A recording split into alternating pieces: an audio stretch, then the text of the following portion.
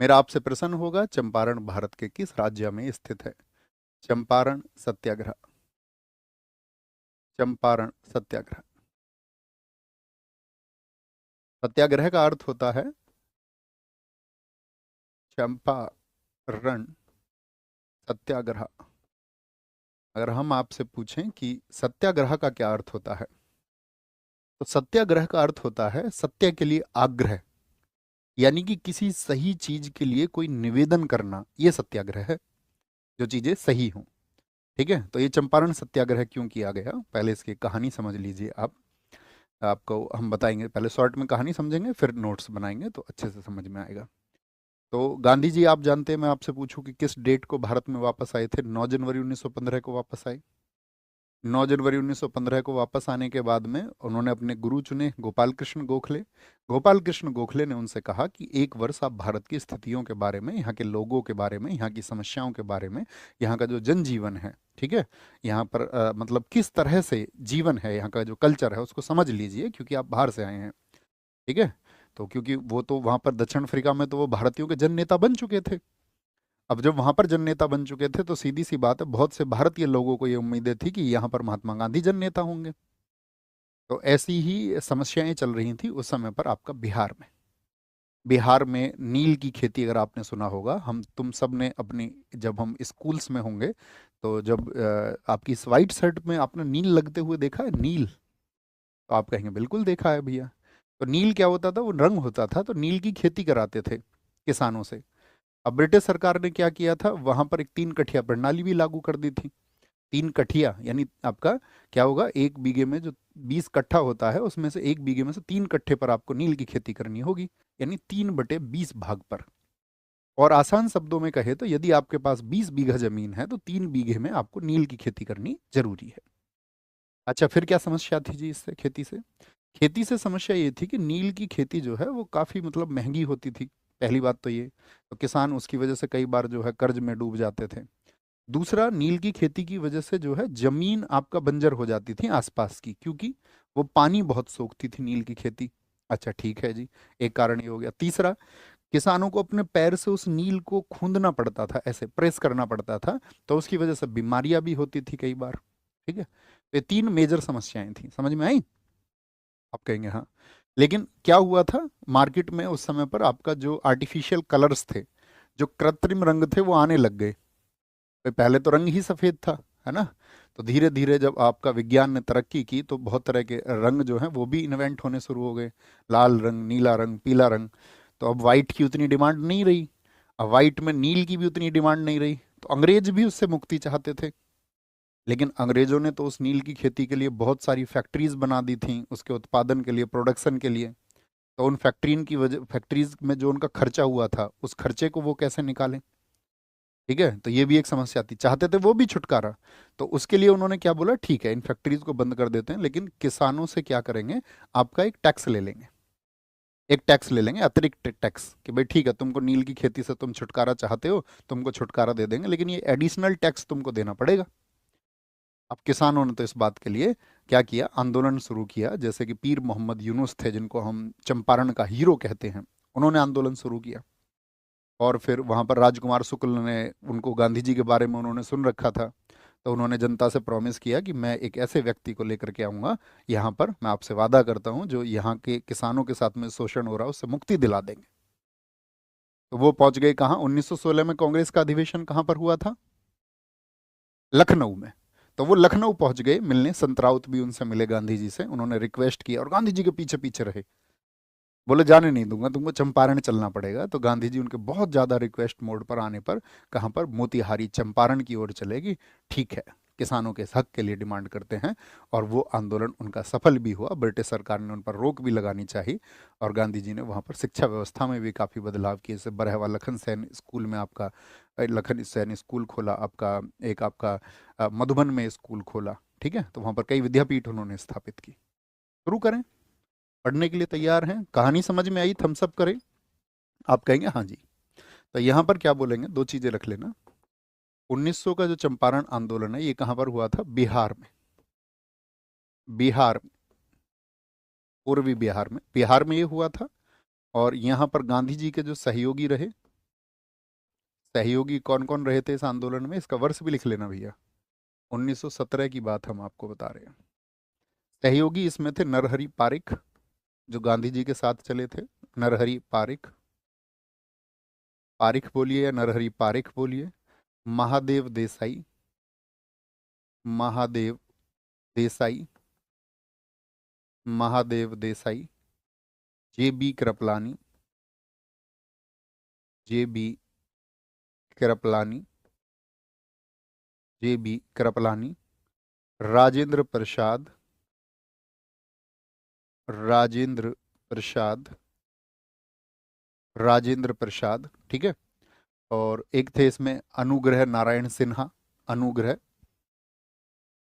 अनुग्रह नारायण सिन्हा। क्योंकि कई बार question exam में ये पूछा जाता है कि इस आंदोलन में कौन गांधी जी के साथ में नहीं था, गांधी जी के साथ में नहीं था, ठीक है। तो अनुग्रह नारायण सिन्हा थे। गांधी जी को पत्र दिया था किसानों की समस्याओं का ब्रज किशोर प्रसाद ने, ब्रज किशोर प्रसाद ने, ठीक है। एक थे यहाँ पर रामनाथी प्रसाद, रामनाथी प्रसाद। तो ये लोग थे इनके साथ में। अच्छा, चंपारण सत्याग्रह में जो गांधी जी के साथ में लोग थे। अब हम एक तरफ बात करेंगे चंपारण सत्याग्रह के कारण क्या है, रीजंस क्या है। कारण, इसके रीजंस समझो एक बार। What was the reasons, what were the reasons. इसके रीजंस थे मुख्य रूप से क्या, इसका कारण था तीन कठिया प्रणाली, तीन कठिया प्रणाली, तीन कठिया प्रणाली। ये क्या था तीन कठिया प्रणाली, तो इसमें होता था आपका 3/20 भाग पर नील की खेती अनिवार्य, नील की खेती अनिवार्य थी।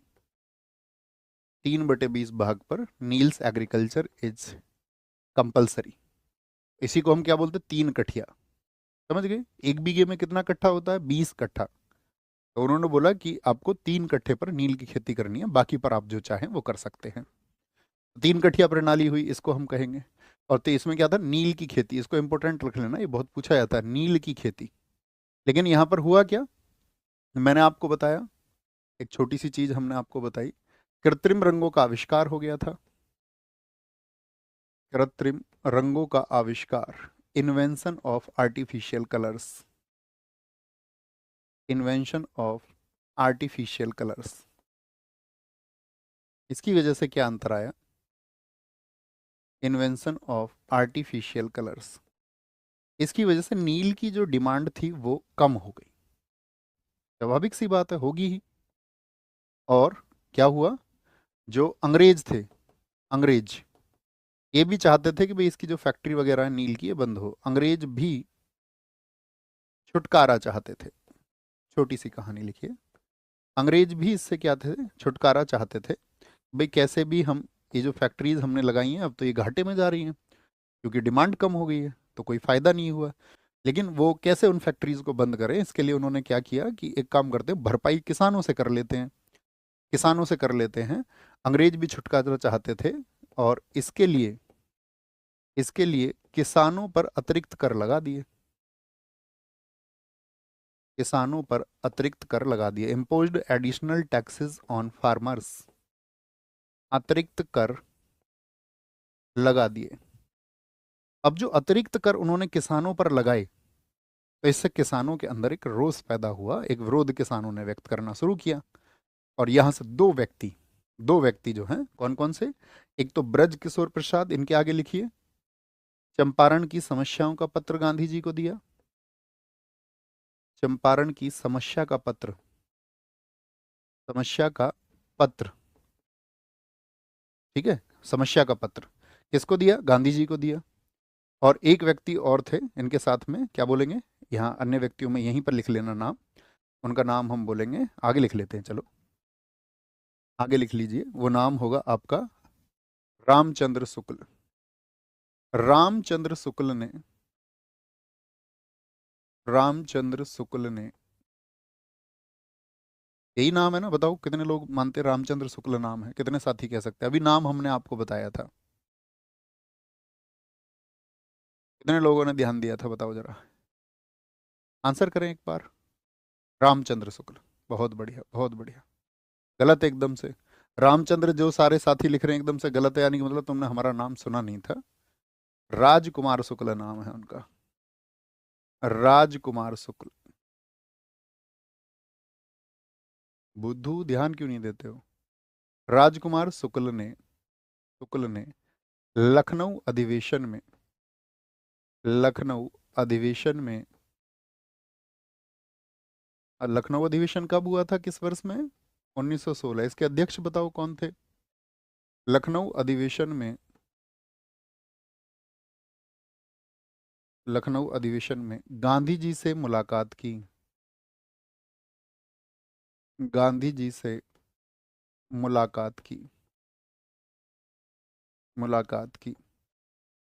राजकुमार Shukla, Rajkumar Shukla meets with Gandhi ji in Lucknow session in 1916, और वहां जाकर के सारी समस्या इनको बताते हैं। सारी समस्या बताई इन्होंने, गांधी जी ने भी सुनी सारी समस्याएं। तो गांधी जी ने क्या कहा, ये गांधी जी के, मैंने कहा कि एकदम से ये बोले कि भी तुमको इसका सॉल्यूशन दिलाना ही है, तो गांधी जी ने बोला ठीक है। तो याद रख लेना यहाँ से, कलकत्ता से, गांधी जी पहले कलकत्ता में थे, कलकत्ता से बिहार, मोतिहारी में वो पहुंचे थे, कलकत्ता से बिहार, कलकत्ता से बिहार, कलकत्ता से बिहार 10 अप्रैल, 10 अप्रैल 1917 को पहुंचे। और इतने इनके साथ साथ में ही थे राजकुमार शुक्ल की, भैया छोड़ेंगे नहीं, तुम्हारे साथ ही चलेंगे।